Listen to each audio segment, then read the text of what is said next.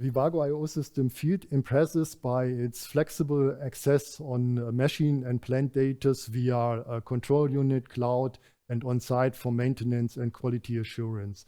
Therefore, you can find Ethernet-based fieldbus protocols inside of the modules like Profinet, Ethernet IP, and also EtherCAT.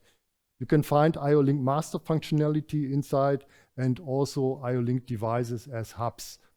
Well, an integrated UPC UA server serves for platform-independent data access.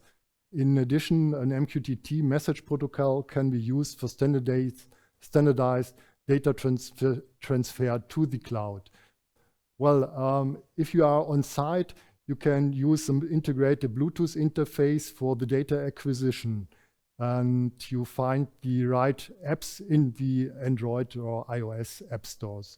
And web-based access is possible by an integrated web server for access on device information and parameters.